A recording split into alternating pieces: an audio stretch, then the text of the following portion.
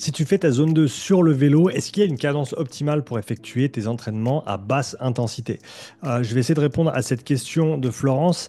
Elle nous dit que lorsque je me trouve à la limite haute de la zone 2, mettons fréquence cardiaque de 115, si je change de développement, donc de cadence, et que je passe à 75, confortable pour moi, à vélocité ou à cadence 65 par exemple, ma fréquence cardiaque descend un peu, disons 112 à 113, et pourtant je sens que je sors de la zone 2. Elle dit qu'à 75 de cadence, elle était confortable, lactate au minimum, pas d'effort ressenti, bonne sensation, l'impression de pouvoir tenir longtemps, mais à 65, à watts égal, c'est ça qui est important, donc intensité à charge externe égale, mais à une cadence plus basse, elle sent que les jambes elles deviennent un petit peu lourdes déjà, et qu'elle ne peut pas durer autant qu'à 75 tours par minute.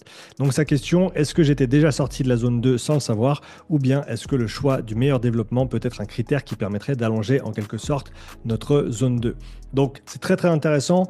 Et on va parler ici de la relation entre la cadence et la sollicitation qu'il peut y avoir au niveau notamment musculaire et au niveau cardiaque, parce que c'est de ça qu'on parle ici dans cette vidéo. Et dans ce cas-là, concrètement, elle a baissé sa cadence, elle a maintenu la même intensité de travail, la même charge externe, et elle a vu une baisse également de sa fréquence cardiaque. Par contre, elle ressent plus de fatigue dans les jambes. Comment est-ce qu'on peut expliquer ça? Et je vais te mettre à l'écran un graphique très très simple à comprendre. Et en fait, ce qui se passe, c'est que quand tu es à basse cadence, et je vais le schématiser avec ce 50 RPM, même si c'est plus bas que ce dont on a parlé, ça mettra vraiment en évidence ce qu'il se passe. Quand on est à très basse cadence, on peut dire qu'il y a une sollicitation musculaire importante, une sollicitation cardiaque qui est moyenne et une sollicitation neurale ou neuromusculaire qui est plutôt faible. Parce que l'aspect neuromusculaire, ça a à faire avec la coordination, le fait de coordonner une cadence plus ou moins haute. L'aspect musculaire, c'est très simplement le fait que moins tu fais de tours par minute et plus tu dois appliquer de force sur chaque coup de pédale afin de développer une certaine puissance. Et si on compare ça à 80 RPM, qui est en général une cadence moyenne pour la plupart des gens, ce qu'on va voir par rapport aux 50 RPM, c'est que la sollicitation musculaire, elle va baisser légèrement, la sollicitation cardiaque va monter légèrement. Pourquoi? Simplement parce qu'on a cette interaction entre le périphérique et le central, le musculaire et le cardiovasculaire. Et forcément, s'il y en a un qui travaille un petit peu moins, l'autre doit travailler un petit peu plus. Donc si le musculaire est un peu moins contraignant, notamment à 80 RPM, le cardiaque va avoir tendance à monter un petit peu. Et ça, c'est une simplification ou un concept qu'on peut utiliser pour se repérer par rapport à ça. C'est que plus ta cadence va être haute, et plus la sollicitation centrale va être importante, donc cardiaque, cardiovasculaire, respiratoire, et plus ta cadence est basse, plus la sollicitation musculaire va être importante. Et finalement, si on va à des très hautes cadences, plutôt sur des cadences typées sprint, là, forcément, on va avoir une sollicitation musculaire très importante, cardiovasculaire très importante, neuromusculaire très importante également.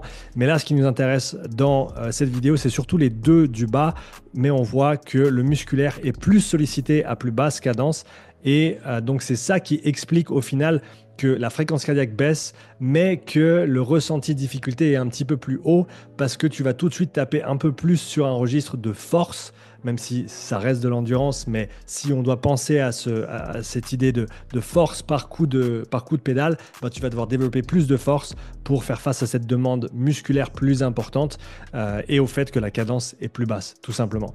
Donc oui, ton muscle doit travailler plus dur et si tu n'es pas habitué à ce genre d'effort, ça peut engendrer, on va dire, une fatigue un petit peu plus importante à ce niveau-là. Ce que je te conseille, si c'est le cas pour toi, c'est de travailler de temps en temps à plus basse cadence pour t'y habituer. En gros, il faudrait que tu puisses être compétent ou compétente sur tout le spectre de cadence et pas que tu aies des points en fait où tu te sens moins performante que d'autres. Idéalement, tu dois pouvoir coordonner à n'importe quelle cadence. Ça te permettra d'être plus à l'aise lors de courses ou de sorties avec différents profils au niveau de la route, du dénivelé, etc. Mais quoi qu'il arrive, c'est normal que tu le ressentes comme ça. Maintenant, mon conseil pour toi, si tu es dans ce cas-là, ce serait déjà de revenir un petit peu, on va dire, calibrer ton intensité de zone 2 un peu à la baisse. Pourquoi? Parce que si tu es à la limite de ta zone 2, et ben encore une fois, il n'y a pas grand-chose pour basculer au-dessus.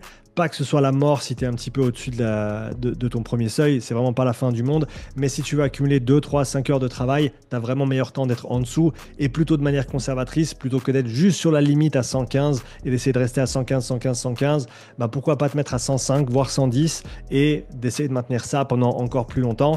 Comme ça, tu as un petit peu de marge. Hein. Typiquement, on dit on veut se placer entre 80 et 90% du premier seuil, donc la transition zone 2, zone 3 dans un modèle à 5 zones, pour faire son endurance fondamentale. On n'a pas besoin d'être pile poil sur le premier seuil. Et je dirais que plus ton niveau est élevé et plus tu vas vouloir être loin de ton premier seuil pour effectuer ton endurance fondamentale.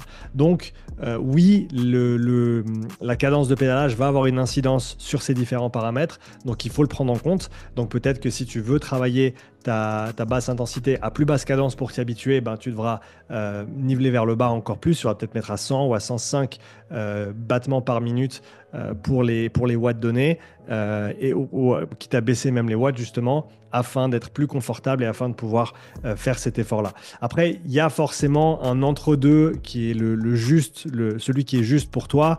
Typiquement, 80 RPM, ça semble être un petit peu le mieux pour la majorité des gens. Mais si tu tournes plutôt à 75 d'habitude, moi, je te conseillerais de travailler les plus hautes cadences aussi.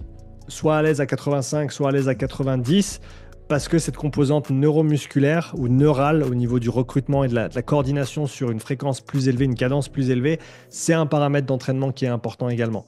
Et le fait de pouvoir coordonner des plus hautes cadences, sans que ça te taxe nerveusement ou consciemment, parce qu'au début, il faut y penser, et donc ça te prend de la place, et ça te fait réfléchir, et ça prend de l'énergie, hein, malgré tout.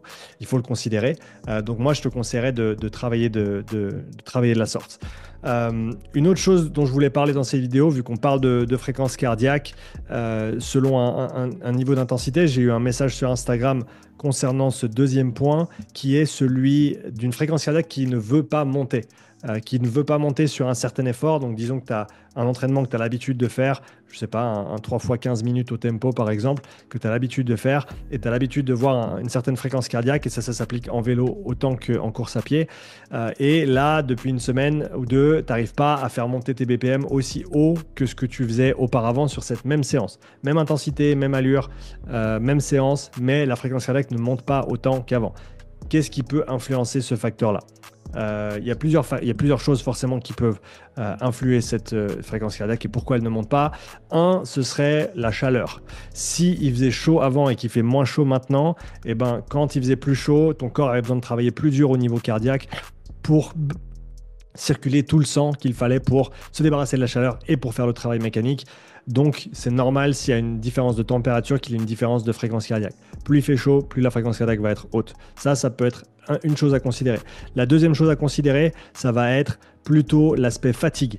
Parce que si tu es fatigué, si tu manques de récupération, ta fréquence cardiaque ne pourra pas monter autant. Ne va pas monter autant parce que c'est ton système orthosympathique, donc l'aspect recrutement nerveux, on va dire, des fibres musculaires, des unités motrices.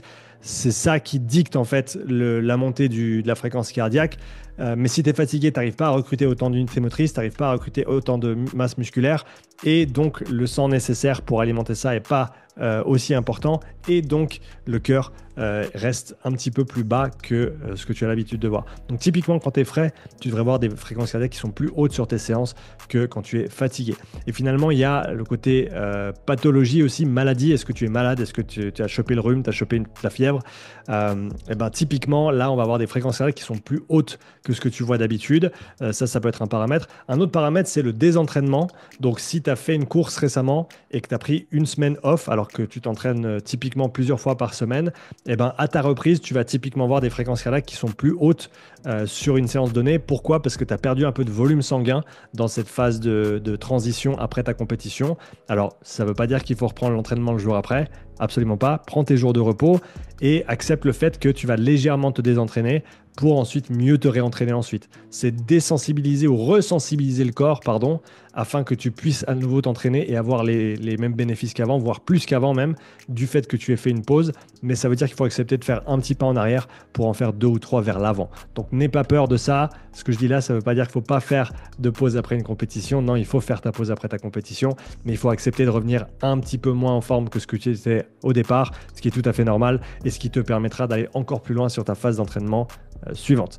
Voilà pour ces différents détails. Si tu as d'autres questions, n'hésite pas à me les laisser en commentaire et on se voit bientôt dans une prochaine vidéo. Ciao.